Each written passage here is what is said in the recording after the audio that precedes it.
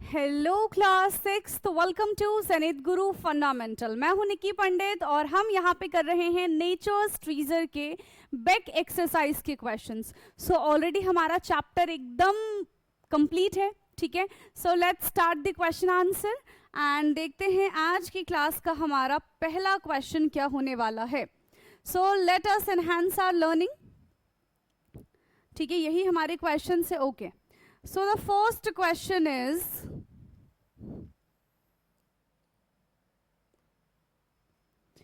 ये है हमारा first question, figure 11.9। show item related to the natural resources match with their jumble up names, make another table and write the name of these resources, classify these resources as renewable and non renewable। हमें बताना है कि कौन सा यहाँ पे renewable होगा, कौन सा नॉन रिन्यूएबल होगा। सबसे पहले तो ये जो जंबल वर्ड में लिखे हैं ना, इनको जरा करेक्ट कर लेते हैं, ठीक है। ORCK, ये क्या बन जाएगा हमारा ROCK। क्या ये रॉक दिख पा रहा है? एक काम करते हैं, अगर इसी के नीचे हम ब्लैक से लिख दे, चलो ये हमारा बन जाएगा ROCK rock, FOREST forest, WIND wind and the last one is WATER water. Match कर ले, ये हमारा वाटर है, ठीक है, ये हमारा विंड है, ये हमारा फॉरेस्ट है और ये हमारा रॉक हो जाएगा, ठीक है। ये हमारा क्या हो जाएगा? रॉक हो जाएगा। अब हमें क्लासिफाई करना है कि कौन इसमें से रिन्यूएबल है, कौन इसमें से नॉन रिन्यूएबल है। सबसे पहले बात करते हैं हम रॉक के बारे में। तो रॉक जो होता है वो कैसा है? नॉन रिन्यूएबल है, ठीक है। रॉक कैसा है? तो रॉक हमारा हो जाएगा नॉन रिन्यूएबल। फिर बात करेंगे फॉरेस्ट की। तो फॉरेस्ट कैसा होता है हमारा? रिन्यूएबल है। विंड भी कैसा है? रिन्यूएबल है। And water is also renewable. लेकिन रॉक जो है वो कैसा हो जाएगा? नॉन रिन्यूएबल सोर्सेज में से एक है। ओके, नाउ ये था हमारा question number 1। Let's move to next question, question number 2। Okay, तो इसमें हमको ट्रू एंड फॉल्स बताना है। क्वेश्चन नंबर 2 में state whether the following statement are true और फॉल्स, फॉल्स और करेक्ट देम, ठीक है। अगर फॉल्स होगा तो हमें उसको करेक्ट करना है। Okay, so nature has all the resources to meet human needs. Nature के पास इतने रिसोर्सेज है कि जो भी ह्यूमन की नीड्स है वो उनको पूरा कर सके। Is it true? Yes, this is true. Machines are the resources found in nature. जो मशीन्स होते हैं क्या वो नेचर से फाउंड किए जाते हैं? No, machines are the human made resources, ठीक है। मशीन्स आर दी, यहाँ पे हम क्या लिखेंगे? सेकेंड वाला तो हमारा फॉल्स है और इसको हम करेक्ट करके लिखेंगे machines are the, machines are the किसने बनाया है? Human made resources.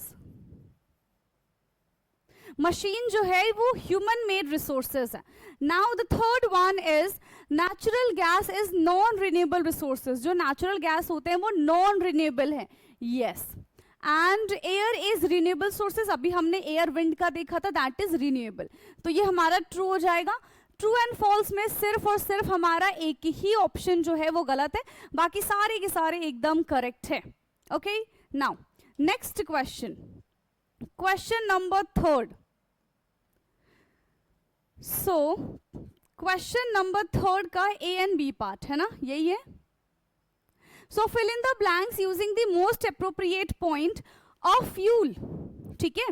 A fuel that is commonly used in two wheeler like scooter और अ बाइक। तो कौन सा फ्यूल हम इस्तेमाल करते हैं स्कूटर और बाइक में? Kerosene, petrol, diesel and LPG। Yes, कौन सा हम फ्यूल इस्तेमाल करते हैं? That is clear cut petrol, ठीक है। किस चीज का हम इस्तेमाल करते हैं? तो हम पेट्रोल का इस्तेमाल करते हैं। Now an example of renewable resources is, कौन सा इसमें से रिन्यूएबल रिसोर्सेज है? Coal, water, natural gas and petrol.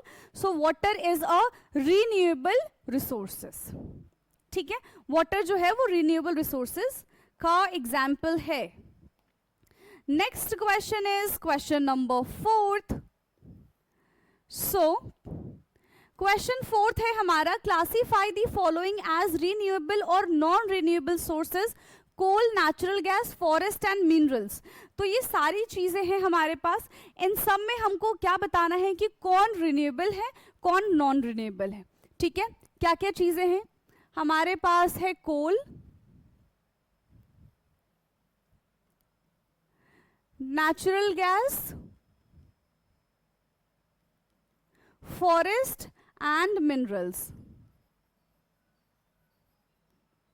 तो ये हमारे पास सारी चीजें हैं, बताना है कौन रिन्यूएबल है कौन नॉन रिन्यूएबल है। ठीक है, कोल के बारे में अगर हम बात करेंगे तो कोल क्या हो जाएगा? नॉन रिन्यूएबल है। कोल क्या हो जाएगा हमारा? नॉन रिन्यूएबल है, ये पूछा है ना। हाँ, नेचुरल गैस के बारे में बात करेंगे तो नेचुरल गैस भी हमारा क्या हो जाएगा? नॉन रिन्यूएबल है। फिर बात करते हैं फॉरेस्ट की, अभी हम थोड़ी देर पहले देख कर आए, फॉरेस्ट कैसा है? रिन्यूएबल है। And mineral is again non renewable. Mineral हमारा हो जाएगा नॉन रिन्यूएबल। कोल जैसे कि फॉसिल फ्यूल, ठीक है। Natural gas is also fossil fuel, ठीक है। फॉरेस्ट जो है वो तो टाइम के साथ ग्रो कर जाते हैं, है ना। एंड मिनरल को भी बहुत टाइम लगता है फॉर्म होने में।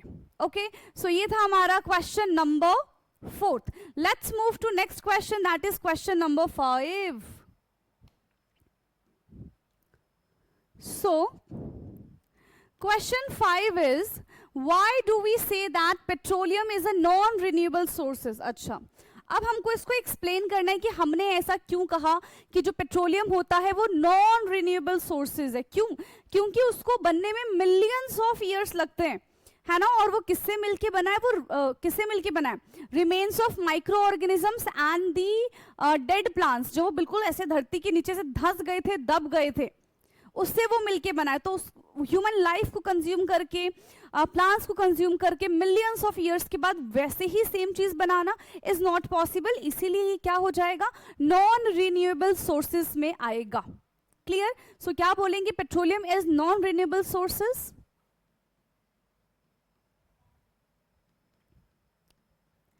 पेट्रोलियम इज non-renewable resources, और ऐसा क्यों है? Petroleum is non renewable resources because it take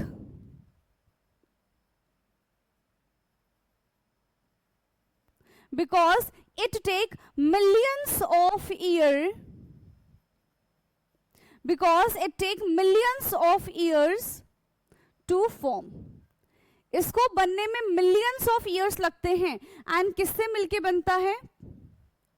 form the remains of micro organism, ठीक है। किससे मिलके बना है? Micro organisms and plants. Microorganisms and plants buried deep inside the earth, buried deep inside the earth। तो ऐसे जाके तो पेट्रोलियम बना है। अगर एक बार पेट्रोल खर्च हो गया, खत्म हो गया, so it can not B replenished with the human life time. भाई हमारे जिंदगी में तो फिर नहीं बन पाएगा, हमारे आगे आने वाली पीढ़ियों की जिंदगी में भी नहीं बन पाना है, ठीक है। तो इसलिए हम इसको क्या कह रहे हैं? नॉन रिन्यूएबल रिसोर्सेज कह रहे हैं, ठीक। वंस यूज्ड, एक बार अगर ये यूज हो गया, then it can not be replenish, इसको वापस से नहीं बनाया जा सकता है। Then it can not be replenished within a human life. It cannot be replenished within human life, और human life time कर लो, चलो human life time। क्या ये क्वेश्चन समझ में आया कि क्यों पेट्रोलियम को हम नॉन रिन्यूएबल रिसोर्सेज कहते हैं? इसको फटाफट से देखेंगे, इसका स्क्रीनशॉट लेंगे, फिर हम चलेंगे अपने नेक्स्ट क्वेश्चन की तरफ। ओके, नाउ नेक्स्ट क्वेश्चन है हमारा question number 6। So question 6 is, it is difficult, ठीक है, it is difficult to regrow forest, justify this statement. Forest को वापस से रीग्रो करना बहुत डिफिकल्ट काम है। क्यों डिफिकल्ट काम है? क्योंकि देखो, अगर एक मैच्योर ट्री हम चाहते हैं बनाना, है ना, अगर जंगल कैसे बनता है, फॉरेस्ट कैसे बनता है, जब बड़े बड़े घने घने से पेड़ हो तभी बनेगा, ऐसे छोटे छोटे पौधे लगाने से तो जंगल नहीं बनेंगे, है ना।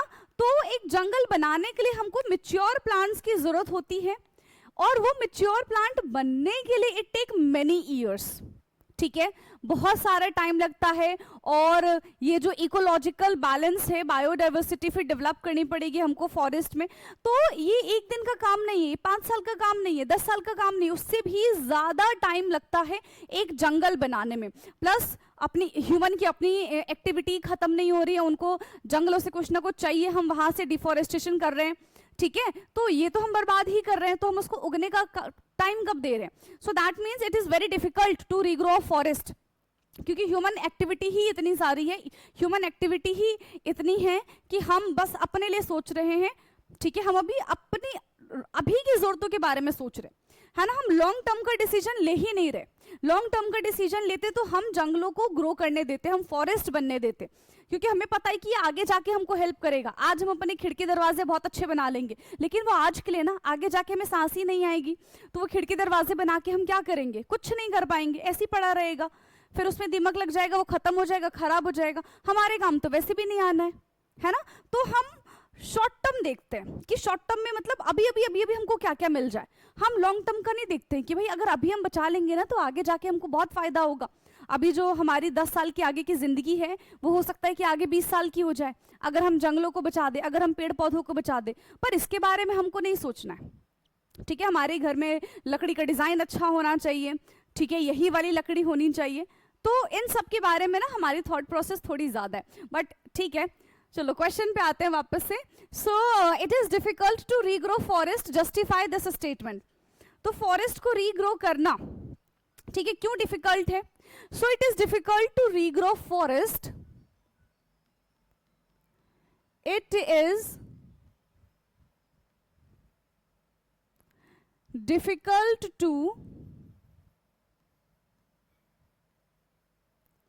regrow forest because it is difficult to regrow a forest because the process of growing, because the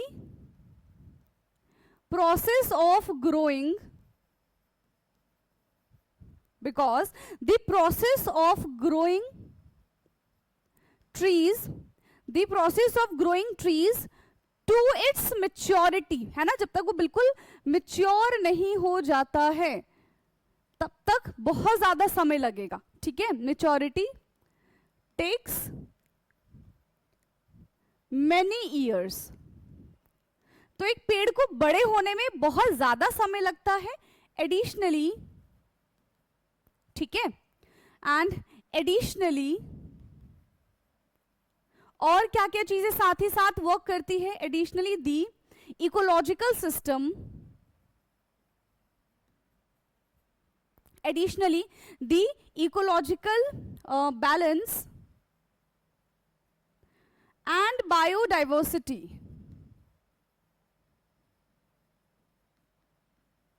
ecological balance and biodiversity जो उस जंगल में डेवलप होगी, that biodiversity that develop in forest, that develop in forest over centuries,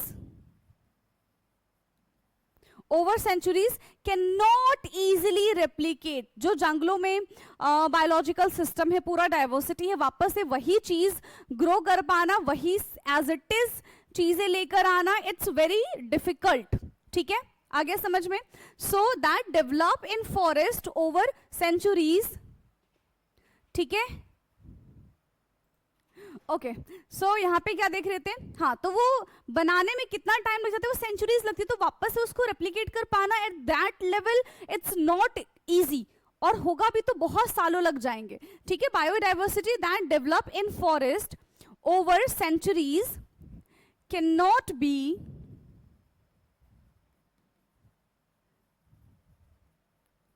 cannot be easily replicate, ठीक है, cannot be easily replicate। बाकी human activities के बारे में तो अभी मैंने आपको बता ही दिया है। बाकी अब हम बात करें अगर ह्यूमन एक्टिविटीज की, ह्यूमन एक्टिविटीज जैसे कि सच एज हम लार्ज स्केल में पेड़ पौधों को काट देते हैं, such as large scale deforestation, large scale such as large scale deforestation, बहुत ज्यादा अमाउंट में पेड़ काट देना is called deforestation. Further complicate large scale of deforestation further complicate the regrowth of the forest, complicate the regrowth of the forest, ठीक है।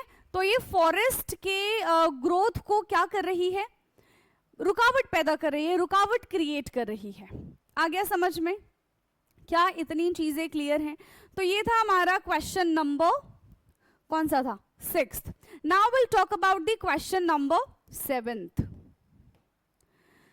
So question 7th है हमारा यहाँ पे,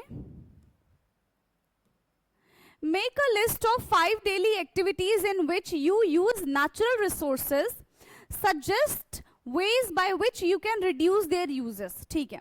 तो नेचुरल सब्सटेंसेस को हम कैसे यूज करते हैं और किस तरीके से हम उसको रिड्यूस कर सकते हैं, उसके यूजेस को, उसके बारे में बात करते हैं। सो डेली एक्टिविटी,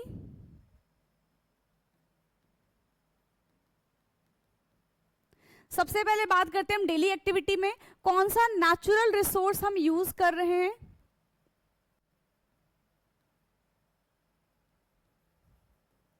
एंड उस नेचुरल रिसोर्सेस को कम कैसे करेंगे।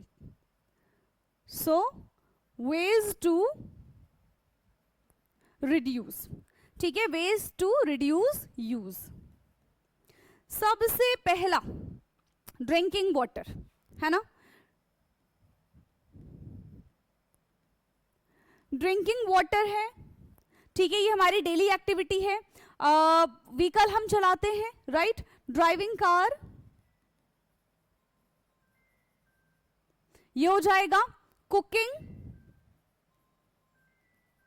ठीक है, और सोचो इलेक्ट्रिसिटी का इस्तेमाल करते हैं, पेपर का इस्तेमाल करते हैं, ठीक है, using electricity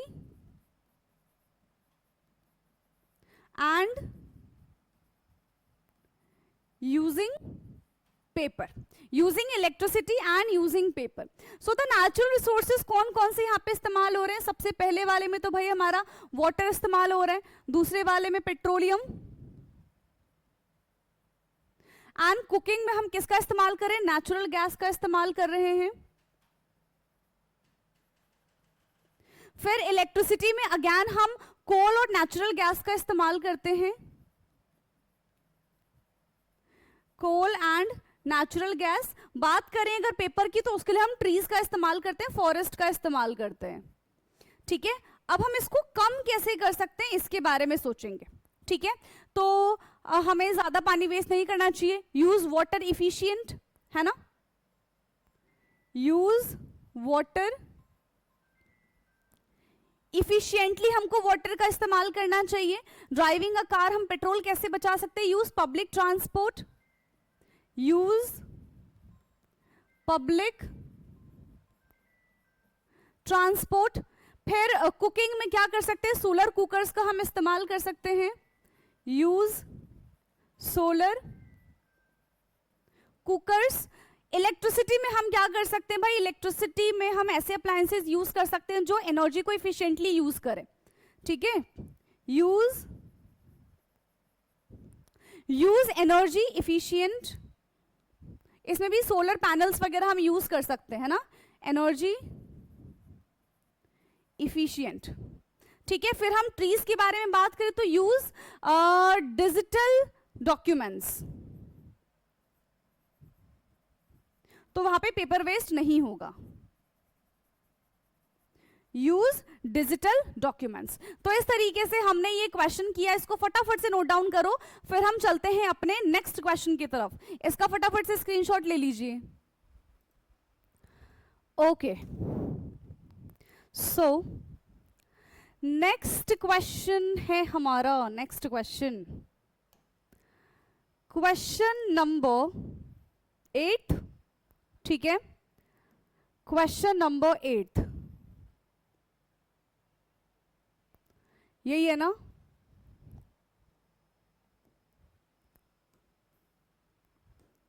so question number 8 है हमारा यहाँ पे, list 4 activities that are possible due to the presence of air. ठीक है, एयर की वजह से, ठीक है, कौन सी 4 चीजें पॉसिबल है वो हमारे डेली एक्टिविटी में हम जिसका इस्तेमाल करते हैं, ये चीज हमको बतानी है। So the first thing and the main thing is breathing. तो ब्रीदिंग में एयर का बहुत बड़ा रोल है। ठीक है, दूसरी चीज क्या हो सकती है, हम पतंग उड़ा रहे हैं तो उसमें भी एयर का रोल है। फ्लाइंग काइट्स,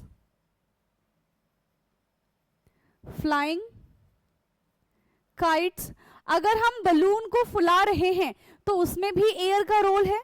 सो इनफ्लेटिंग, क्या हो जाएगा हमारा, इनफ्लेटिंग बलून्स। और एयर का इस्तेमाल किसमें हो सकता है, विंडमिल में। ठीक है, use in windmill,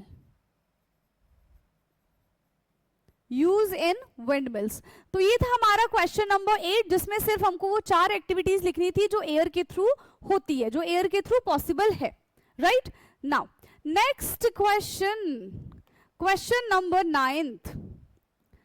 So question number 9th is, how can you contribute towards enhancing a green cover in your locality? Make a list of action to be taken. तो how can you contribute towards green cover of your locality? तो कैसे हम contribute करेंगे? तो सबसे पहली चीज की बहुत सारे पेड़ लगा देंगे, है ना, ट्री लगाएंगे, शॉप्स लगाएंगे अपनी कम्युनिटी में, ताकि हम ग्रीनरी को प्रमोट कर सकें। ठीक है, और लोगों को हम जागरूक करेंगे कि भाई आप भी पेड़ लगाइए, उनको हम क्या करेंगे, उनको हम एनकरेज करेंगे। ठीक है, दूसरा जो पेड़ काट रहे हैं या फिर जो पेड़ काटते हैं उनसे हम पेड़ों को प्रोटेक्ट करेंगे। तो ये सारी चीजें करके हम ग्रीनरी को बढ़ावा दे सकते हैं। ठीक है, तो क्या हो जाएगा, पहला planting,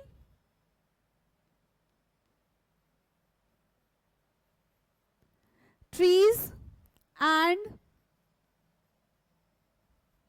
shrubs, planting trees and shrubs in the community, tree and shrubs को हम ग्रो करेंगे, encourage करेंगे लोगों को। ठीक है,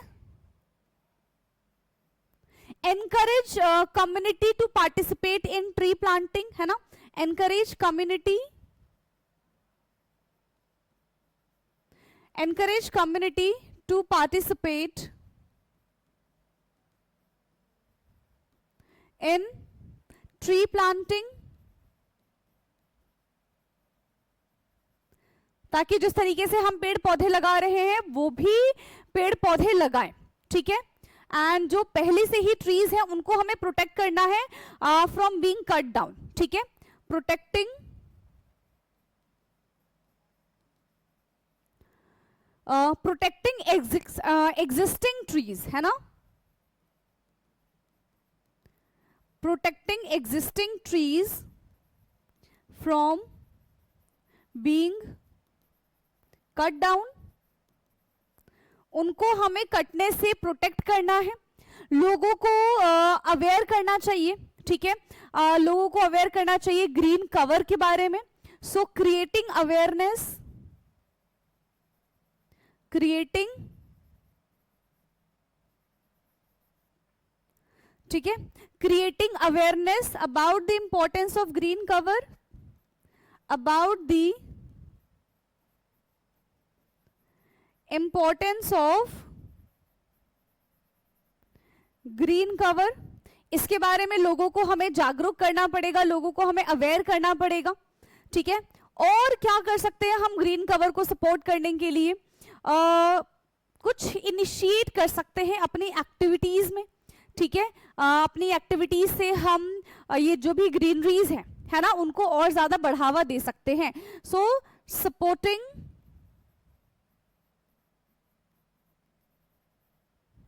क्या हो जाएगा यहां पे?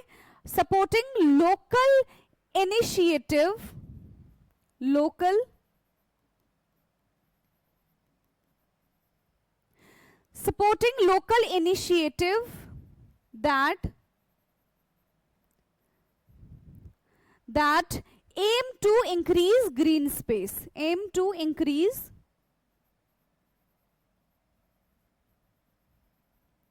green space। तो हम ये करके कम्युनिटी को क्या कर सकते हैं? यस, उनको बता सकते हैं, उनको बढ़ावा दे सकते हैं, और उनको हम ये बताएंगे, हम अपना कंट्रीब्यूशन शो करेंगे ना कि भाई हम ये ग्रीनरी को क्या कर रहे हैं? सपोर्ट कर रहे हैं, ठीक है। Now the next question, question number 10। इससे पहले इसको आप फटाफट से स्क्रीनशॉट ले लीजिए।